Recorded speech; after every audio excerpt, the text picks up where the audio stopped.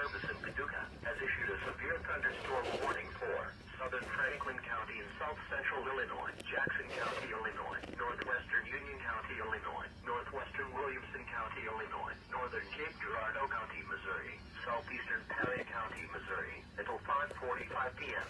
At 5:03 p.m., severe thunderstorms were located along a line extending from 7 miles south of Ava to Millersville and moving east at 45 miles per hour. Expected hazards include 60 miles per hour wind gusts and penny size hail. This is radar indicated threat. The following impacts are expected. Expect damage to roofs, siding and trees.